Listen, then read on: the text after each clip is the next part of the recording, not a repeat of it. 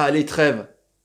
Quand t'es bien classé, pendant 15 jours, tu peux te la péter. Hein. Les Toulousains, ils sont 3e, ils vont être contents. Par contre, quand t'es en bas de classement, tu te dis, putain, je vais me faire chambrer pendant 15 jours. Vivant le retour. Eh ouais, c'est comme ça. Salut à tous, footeuses et footeux de la famille, c'est Thomas. On parle Ligue 1 de cette J4 de la Ligue 1, Conforama Bob Alpin, Castorama Igena, Paul 3 Sofa, tout ce qui a des rimes en A et des meubles en kit. On est parti, on est en chiffres. Il y a eu 26 buts, c'est quand même pas mal, mine de rien. Le AG Guingamp, qui sont tout seuls derniers avec une bulle pour les hommes de Camboré. Et en plus, ils se tapent Marseille dans 15 jours. Ça va être chaud, mais on croit eux quand même. 5 décisions de la variole litigieuse. Surtout pour ceux Saint-Etienne-Amiens. On va reparler de ça dans le point variole. 7 victoires à l'extérieur. C'est quand même chaud. Il faisait pas bon de recevoir. Non, ça c'est clair. 9 victoires, c'est quand même bien. Et un seul match nul. Donc, du spectacle quand même. La revue du web. C'est parti. Bah oui, il fait la grimace. Il est pas content. Loris, il est forfait, la libellule alcoolique. Bah ouais, donc c'est Lecomte qui a appelé le gardien de Montpellier qui est pas mal. Donc Mandanda, il est absent. Loris, il est absent. Hein, c'est bien, il y a du renouveau. Donc Araola devrait être titulaire pour l'UEFA National League. Motherfucker, yeah. Deschamps, très content de se retrouver. Avec les 2 étoiles, elles sont là, bah ouais, c'est clair, il est content en conférence de presse. On lui a posé des questions un peu chiantes sur du Gary, sur des trucs comme ça. Mais il est content. Justement, hein, dans un petit salon, avec un petit verre de whisky, avec une petite pipe, management, gestion du succès, qu'est-ce qu'il faut faire, Dédé? Dis-moi, comment ça se passe sur l'entreprise, tout ça. Donc, voilà, pour Maxi Foot, en perdant CR7, à la Juve, qui ne marque toujours pas, mais c'est pas grave, faut s'adapter à le championnat, et ben Karim Benzema, il est en feu, il est on fire de ouf, c'est incroyable. Et les 3 finalistes pour le titre de meilleur joueur FIFA. Y a pas comme un problème, y a pas de champion du monde. Bah non, c'est comme ça. Mais bon, on va s'habituer à ça, c'est comme ça. Les locomotives du championnat de France, avec Lyon qui a chuté pour la 2e fois de l'année en 4 matchs contre les amis niçois. Leur première victoire de Pat Vieira. On a senti quand même que les Lyonnais ont le même problème à chaque fois, c'est pour Genesio, parce que Genesio, il s'est fighté apparemment vite fait un peu, les mots sont élevés dans un restaurant parce qu'il se faisait critiquer par des supporters. Bref, Genesio était un peu en panique, mais c'est pas grave, ça va aller. Et donc je disais que quand ils sont en bloc, les équipes qui reçoivent, ils n'arrivent pas à percer le coffre-fort, et c'est un peu le problème qu'ils sont à avoir en compte. Ça s'est passé avec Saint-Maximin justement. Et Fekir n'a pas non plus su réguler le jeu. C'est un peu compliqué pour Lyon, mais qui a l'habitude de faire des mauvais débuts de saison, c'est pas trop grave. Et puis ce retour quand même de Balotelli qui a été... il est enrobé, hein, en tout cas, mais c'est pas grave, il est pas fit, mais il a été vraiment au combat, peut-être un peu trop, il a pris son carton jaune, mais c'est un bon retour, il est concerné, hein, c'est clair. Et Dembélé, peut-être que le gars qui travaille chez Foot Locker, peut-être qu'il pourra remettre un peu d'allant dans cette attaque lyonnaise, parce qu'il en faut, même si Depay est remis en numéro 9, je pense que Depay, son meilleur poste, c'est peut-être derrière l'attaquant. En tout cas, Genesio pourra faire ça. Et bah oui, il y a une hymne Paris Saint-Germain, hein, Neymar la pleureuse en portugais, et bah du coup, Neymar, il a marqué un but, et bah il a été un peu chambré. Bon, c'est un peu de bonne guerre, hein, mais bon, c'est comme ça, c'est la chambre, c'est le foot. Il y a eu ce cas entre Mbappé et Savanier. Savanier a fait une méchante béquille à la fin du match. Mbappé de colère s'est relevé, il a poussé, donc il a pris un jaune, Savanier aussi. Voilà, donc c'est mérité pour les deux, je pense qu'il n'y a pas il y a rien à dire là-dessus, c'est mérité.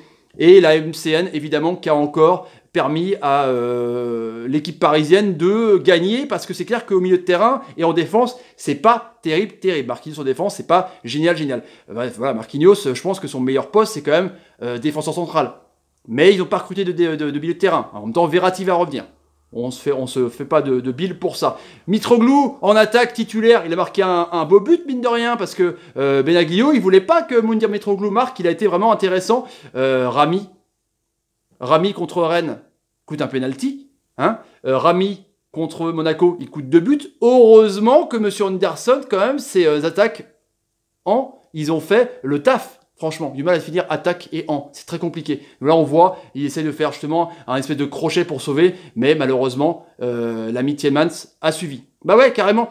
Et Thauvin, qui ne jouait pas, c'était justifié par Garcia, il est rentré, il a fait une passe 2, il marque un but. C'est bien, Flo Thauvin, il est bien, 3e but déjà. Et puis Germain, pareil, à Monaco, hein, il retrouve un peu ses anciennes terres, une belle tête, paf, corner de Thauvin, et du coup, bah Marseille gagne. Franchement, au mental, c'est une belle équipe marseillaise que j'ai vue hier. Et le magicien, hein, Jardim, avec cette politique I love fric, bah ouais, de prendre des jeunes joueurs et de les revendre et de pas construire un effectif cohérent pour essayer à chaque fois d'être sur le podium. Franchement, il a commencé à en avoir ras le cigare, l'ami Jardim. Parce que c'est vraiment un bricoleur, quoi.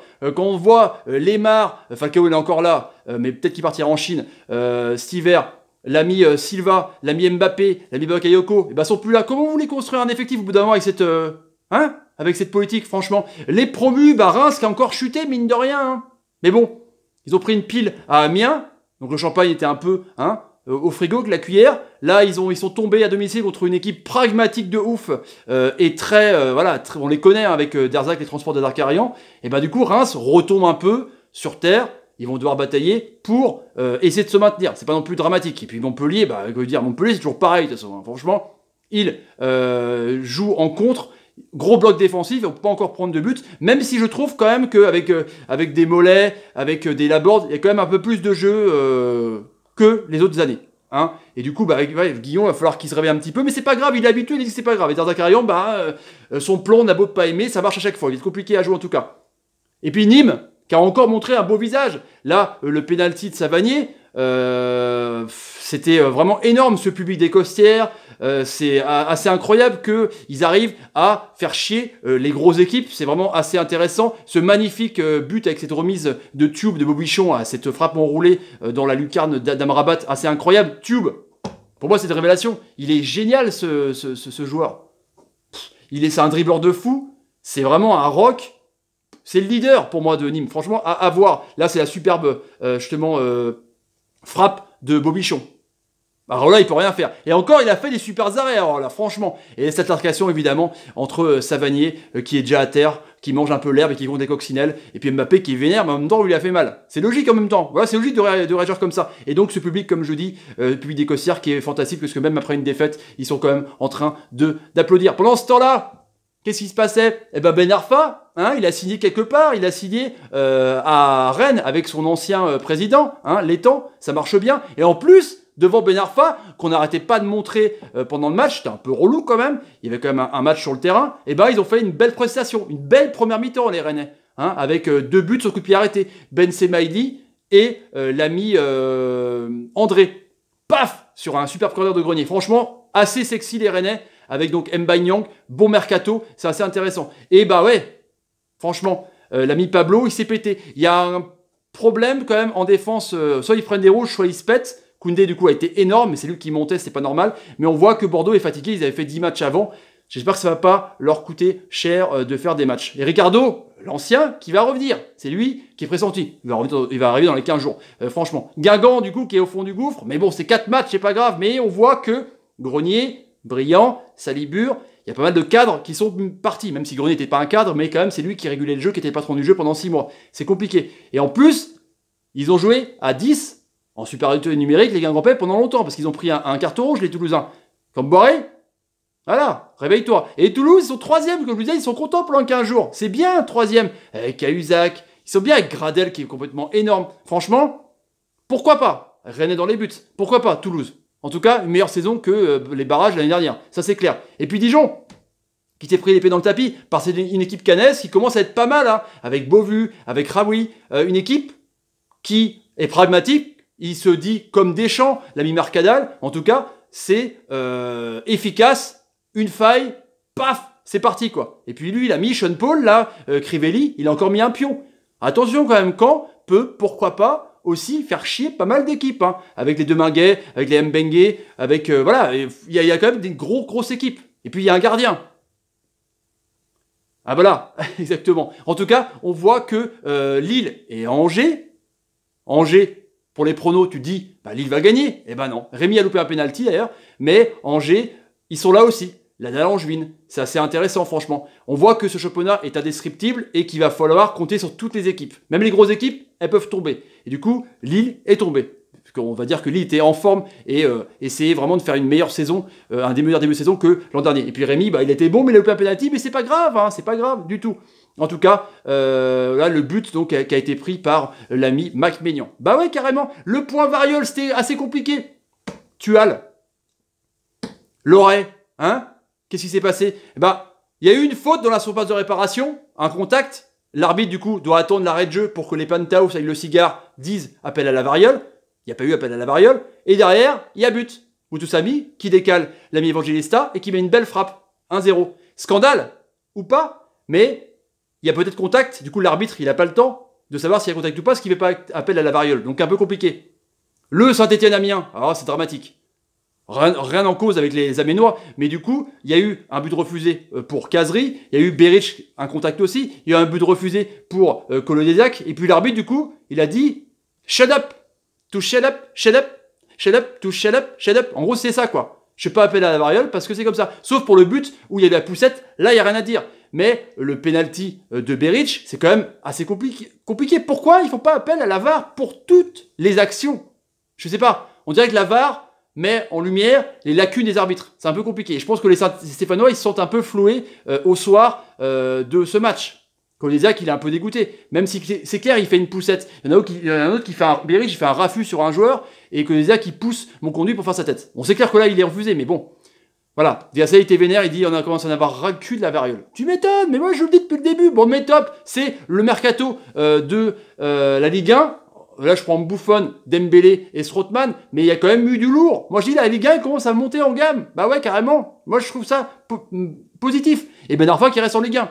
C'est aussi bien. On va voir ce qu'il va faire. Et les flops, bah la variole. C'est tout. Voilà. Je ne mettrai pas ça à chaque fois, mais ça se fout trop la merde déjà. Elle n'est pas là en Ligue des Champions. Pose la question. Et résultat complet, les amis. Lyon qui a battu contre Nice avec un but donc de Marcelo. C'était pas Saint-Maximin parce qu'il était dévié. Nîmes-Paris 4-2. Strasbourg-Nantes donc 3-2. Reims Montpellier. Montpellier était gagné à Reims 1-0. Guingamp donc 2-1 pour les Toulousains. Angers donc 1-0. Dijon qui avait perdu contre Caen 2-0. Donc le match nul, le seul match nul, le 0-0 d'Amiens. Rennes 2-0. Et Monaco qui a perdu donc 3-2 au stade Louis II, toujours aussi rempli. La photo finish, les amis. Le Paris Saint-Germain. Oh la vache, j'ai du mal à le dire. 4 victoires, non forcément, ils sont premiers. Dijon 9, Toulouse 9, 3e. Lille, Marseille, Rennes, Montpellier à 7 points. Lyon 9e, 8e, Saint-Etienne, il se suit, c'est marrant. Hein. 10e, Nîmes, c'est quand même bien. 11e, Reims, 12e, Caen, 13e, Monaco. Bon, ils prennent un peu de retard quand même. 14e, Amiens, 15e, Strasbourg, 16e, Nantes, 17e, Nice, 18e, Angers, 19e, Bordeaux, mais qualifié pour l'Europa League. Et Guingamp, donc, est bon dernier. Compliqué. Mercredi, on se verra pour les résultats des pronostics.